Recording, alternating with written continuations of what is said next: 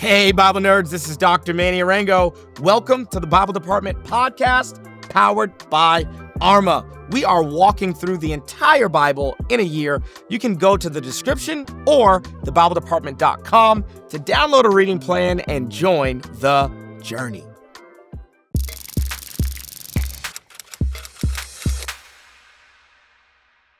Hey, family, welcome to 2 Corinthians chapters 8 and 9. We get to talk about what so many people love talking about. We get to talk about money, okay, in these two chapters. We got two chapters of the Bible just dedicated to finances, to money. Paul is raising funds for the church in Jerusalem. And so there's a lot of nuggets that I'm going to pull out of this text. A lot of context. And we'll get some nerdy nuggets. And like always, we'll get a timeless truth at the end. Hey, if you have not done the reading for today, just go ahead, pause, stop the episode right here, do the reading. It'll be really, really helpful for you to navigate what's going on. So, okay, let's give context, okay? In a normal context, the mother church really supports the children, like that the churches that they plant. It's rare that the missionary churches then support the church that originally sent out missionaries. So the Jerusalem church is really the mother church. This is the first church. Like, it's where people are actually first Christians. It's where Jesus dies. It's like ground zero for Christianity. And so what's typical, what's normal is, there's a church that plants another church. And so the mother church supports the church that has been planted. This is like a reversal of that. Paul is taking up offerings from Gentile churches in Macedonia and Achaia. Corinth is in Achaia or Achaia. He's taking up offerings from all these churches that have been planted by the church in Jerusalem to support the church in Jerusalem. So what's the context? That's a little odd. The context can be found in Acts chapter 11, verse 28. In Acts, I'll actually just flip there and we can read it. If you remember, there's a prophet, okay? Acts chapter 11, verse 28 says this: one of them named Agabus stood up and predicted by the Spirit that there would be a severe famine over all the world, and this took place during the reign of Claudius. Okay, the disciples determined that according to their ability, each would send relief to the believers living in Judea. Okay, Judea is the countryside that's surrounding Jerusalem. This they did, sending it to the elders by Barnabas and Saul. Okay, so that's the context for this offering. The reason that Paul is making such a big deal about this offering that's going to Jerusalem in Judea is because there was a famine. On top of the famine, we got a lot of leaders who used to be working in the temple who are no longer working in the temple because they're now Christians. And so we got a lot of people who would have been gainfully employed in Jerusalem working for the temple who have converted to Christianity. And so also, there's this moment in the book of Acts, like early on, where they all sell their possessions and they lay their possessions at the apostles' feet, real communist style. And the evidence of scripture doesn't say that like worked well for them. Actually, if we were just to do a little digging, we could maybe conclude that didn't work well. This is actually a good place for me to give you a nerdy nugget. A lot of times when we approach the book of Acts, we need to ask this question: is what we're reading descriptive or prescriptive? Sometimes the book of Acts is simply describing what took place. Other times it's prescribing that what took place is what should now take place in today's culture, like in our modern culture. So you have to really know whether or not Acts is giving a description or a prescription. When it comes to selling all their property, laying the proceeds of the property at the apostles' feet, it seems like that was descriptive, that Acts is saying, hey, this is just what happened. It's not saying it's prescriptive. And it seems as if this wasn't good for the church in Jerusalem. Holding on to property and owning property is actually good, and going the more communist style didn't really work that well. And now all these other churches are now going to have to support the church in Jerusalem. But Paul doesn't have an issue with that. Paul's glad to take up offerings all over the Greco-Roman world to support the church in Jerusalem. And here's exactly how Paul describes this. We can go to 2 Corinthians chapter 8. Here's a couple of nuggets. First thing, Paul is going to mention how generous the Macedonians are. And you can remember that one of those first churches that gets planted in Macedonia is Philippi, the church at Philippi. Okay. Now, brothers and sisters, we want you to know about the grace. That's a key word here. The grace that God has given to the Macedonian churches. In the midst of a very severe trial, their overflowing joy and their extreme poverty welled up in rich generosity. So generosity is not just something that Paul or God or Jesus or the Holy Spirit of the Bible demands from people who are wealthy. Generosity is something that the Bible demands, period, whether you're poor or wealthy. Next, the extreme poverty welled up with rich generosity. For I testify that they gave as much as they were able and even beyond their ability. So the Bible also doesn't ask you to give according to your ability, but beyond your ability, to actually stretch entirely on their own. They urgently pleaded with us for the privilege of sharing in this service to the Lord's people. And they exceeded our expectations. They gave themselves, first of all, to the Lord. First, they gave themselves to the Lord. And then, by the will of God, they also gave to us financially. So you're not able to give of your finances until you give yourself to the Lord. That means your heart, your mind. It's easy for God to get your wallet if he has your heart. Okay, so now Paul then says, hey, I want you to be like the Macedonians. Okay, I know I'm using comparison to urge you toward generosity. Verse 8, I'm not commanding you, but I want to test the sincerity of your love by comparing it with the earnestness of others. So a lot of times we're just taught, no, comparison's wrong.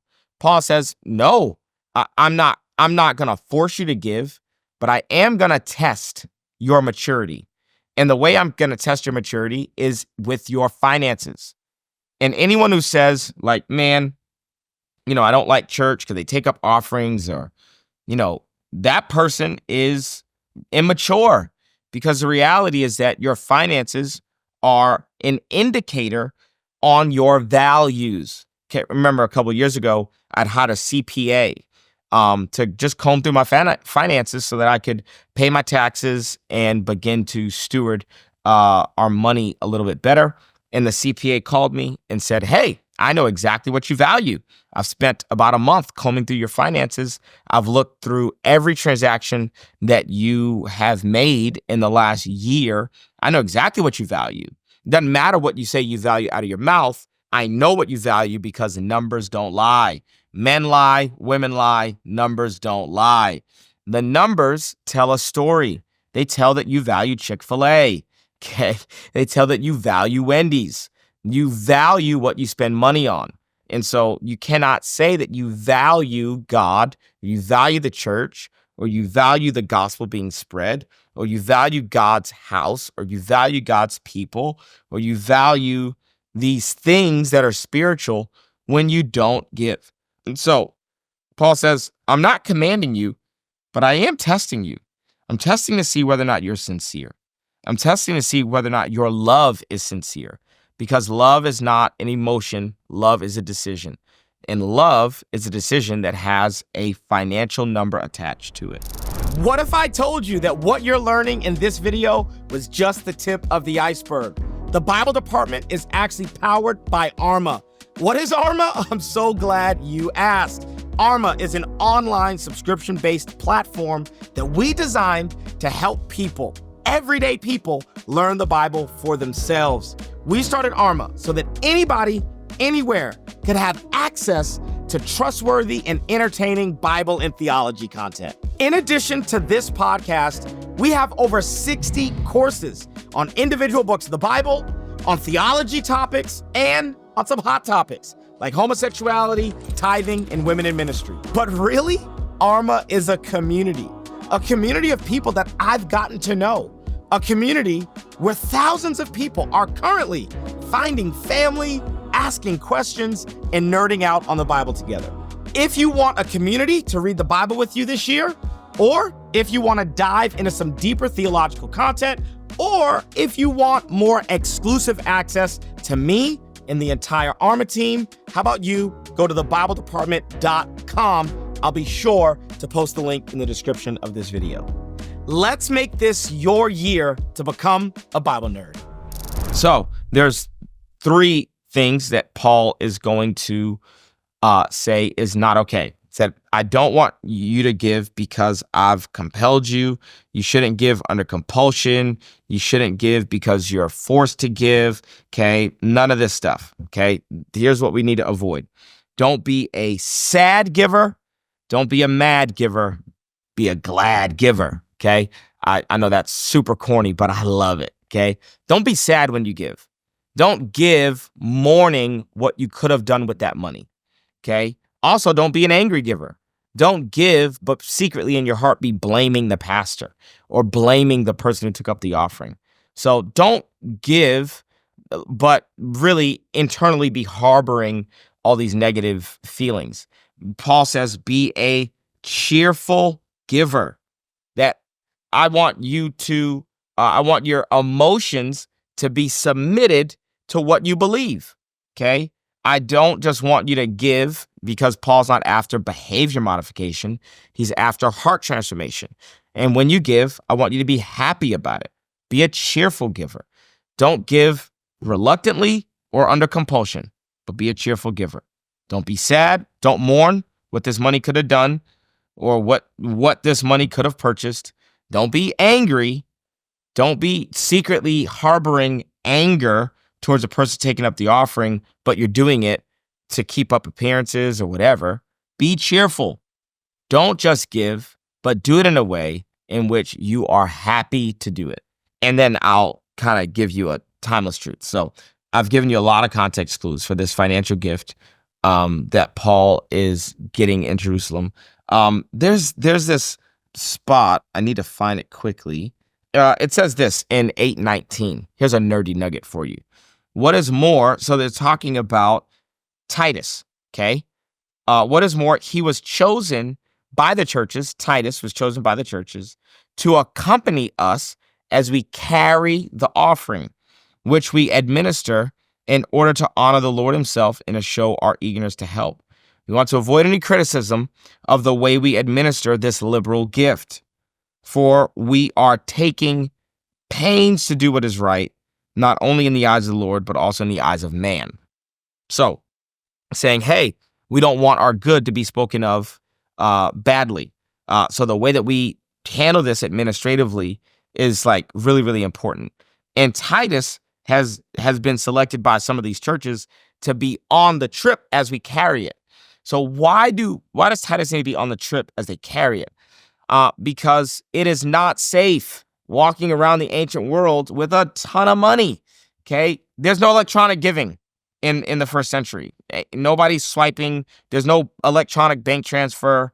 They are actually taking up a physical offering with cash and coins and currency from all these churches, and they've got to walk it all the way to Jerusalem, which means they could get robbed. This is like really, really, really like dangerous.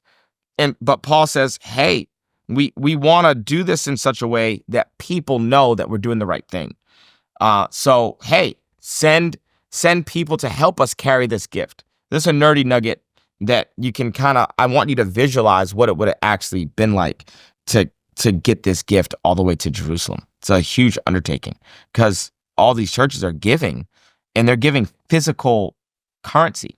Okay, let's end with this. Here's our timeless truth. I've given you context clues, nerdy nuggets, and let me now give you a timeless truth. I've had the privilege of going to Israel a handful of times, like physically going to the land of Israel. There's nothing like it in terms of learning the biblical text and like learning theology and really like learning like the context. A lot of the nerdy nuggets and context clues that I give, even on this podcast and on the Arma platform, I learned them while I was walking around the land of Israel, walking around Jerusalem. So here's a really cool thing. It's geographically, it's our timeless truth for the day, is that the Jordan River feeds two seas, okay? The Jordan River flows into the Sea of Galilee, and the Jordan River also flows into the Dead Sea. And it's kind of interesting because the Sea of Galilee, full of life, full of fish, but the Dead Sea is dead. The Dead Sea has no fish, it's full of salt, which is confusing because the source for the Dead Sea and the source for the Sea of Galilee is both the Jordan River. And the Jordan River starts all the way in the mountains as a trickle, and it just kind of becomes this raging river. And when you're in the land of Israel, it's really, really cool to see. And you can trace the Jordan River as it goes all the way into the Dead Sea. So how is it that the Sea of Galilee is full of life and its source is the Jordan River, but the Dead Sea has no life and its source is the Jordan River? And it's because the Sea of Galilee has a source going in and a source coming out. And so therefore there's life. The Dead Sea has no outlet. It just receives, it never gives. And because it never gives, it's dead. Because the water has nowhere to go, it simply sits there and it evaporates. It's dead. And if you want to die spiritually, have a source but no outlet. And what Paul is saying is, hey, the Christian life is a generous life. If God can get it through you, he'll always get it to you. And the way that you die spiritually is by hoarding everything and collecting everything and by having a source but not having an outlet. The Sea of Galilee has the same exact source as the Dead Sea. It's the Jordan River, but it also has an outlet. And because it has an outlet, it remains full of life. There are people who think that the way that they become wealthy is by hoarding, collecting, having a source but having no outlet, being stingy.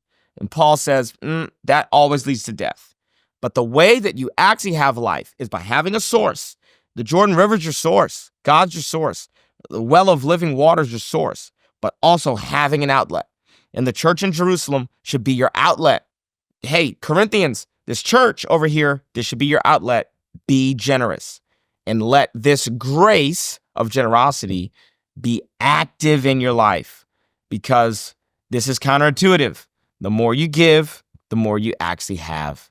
And if you don't give, what you actually have will always be dead. And it will produce death for you. That's our timeless truth for the day. I love you guys so much. Tomorrow, we're going to wrap up 2 Corinthians. We're going to talk about 2 Corinthians chapter 10, 11, 12, and 13. You're getting through the Bible this year. I'm so proud of you. I'll see you right here tomorrow. Peace. Thanks so much for joining us on the Bible Department podcast. If this episode was helpful, how about you leave a comment, share with a friend, and subscribe so that you never miss an episode. To learn more about the show, head to thebibledepartment.com. We'll see you right back here tomorrow.